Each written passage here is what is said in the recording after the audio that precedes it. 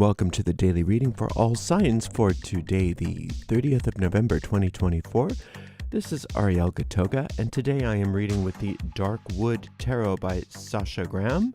Let's purify with this verbena by Panier des Sens. You can find links to purchase each of these products right in the video description of this video on my YouTube channel. Let's see what's in the cards for everybody today. Starting out with the King of Coins, Magician, and the Three of Coins. A lot of coins here. The King of Coins is an indicator that there's a part of you that's already very good and very satisfied with your financial situation. And what happens is that instead of tapping into that part of our personality, we start to allow our surface minds to get a hold of the ideas, and we maybe get afraid of our money. We get afraid that we don't have enough, or that we won't have enough, or that we don't know enough. And we forget that we have this prosperous individual within us that already knows what to do. And so instead we go out and we try to kind of, I don't want to say fool the universe, but it's sort of like that, where you go out and try to make things happen in a way that actually messes things up. And sometimes this Magician card, frequently in other spreads, it's similar to, trying to put your best face forward, trying to get people to like you, trying to manage other people's opinions of you. But in this context, it can still be that. It's more in line with doing things to allow yourself to, or doing things to try to make ends meet, to try to make money work for you, that is based on fear rather than leaning into this King of Coins that already exists within you. So watch and make sure that you're not spinning your wheels. Watch and make sure that you're not just, coming up with ideas at random and throwing darts in the dark, trying to make things happen. You want to center on the prosperity that's already in you and then take action. And when you do that, it says here, this Three of Coins is very clear that you're guided to do the right work and not just spin your wheels. And when you're guided to do the right work, it may not come as quickly as you want it, but it will come and it will be perfect for you. And it will be long lasting for you because, as I said before several times now, there is that prosperous person that already exists within you, that already knows what to do. And if we can get out of our own way and stop trying to force things to happen based on our fear responses, we have a very clear and clean pathway right to the satisfaction of all of our needs and desires. Because our true desires are different than these momentary lusts or trying to satisfy a fear. And that's something that people don't realize, is that if you really want something from the heart, that means that it's there for you to get. If you want something based on fear, or because you're afraid of not having it, or because you don't know any better, then those things don't make you happy. They actually cause problems in the long run. Five of Cups, Ace of Cups, and Five of Swords. Okay, so this panel here is kind of interesting because these two fives, the fives are conflict, and this is a real challenging conflict card, this Five of Swords, and so is this one. This is an externalized conflict, and this is an internalized conflict, and it's all happening under the auspices of the Magician, which is why you don't want to try to let that ego mind or that forebrain, that surface mind, try to figure stuff out for you, because it doesn't know how to make you happy, and it's only responding to what it's afraid of. It's only responding to pain or to fear or knee-jerk reactions to things, and that just causes even more problems.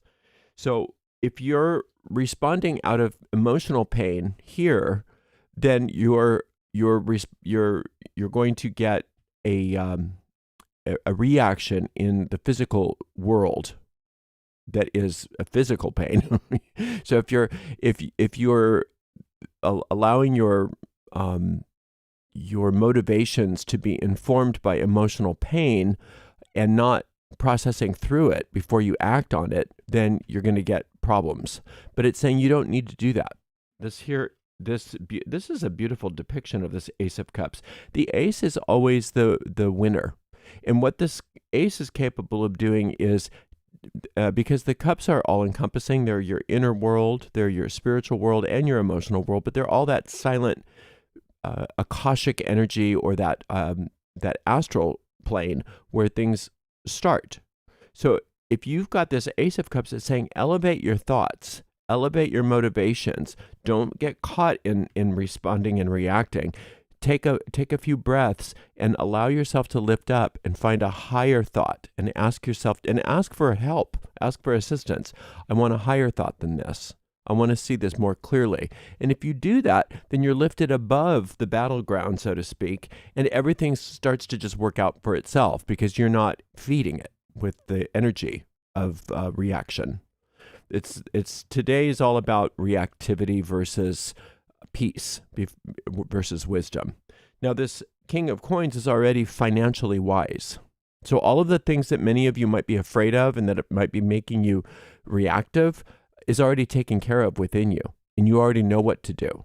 And you'd be surprised how wise you are and how you always can make the right choices and the right decisions. It's sort of baked into who you are.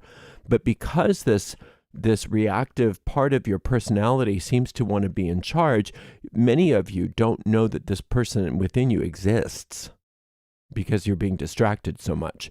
So when you're not feeling good about things, try calming down today and just taking some time alone and asking for that King of Coins within you, for that wise individual that knows how to handle all of the practical situations in your life that might be scaring you, to come forth so that you can be that person, that person can take over for you.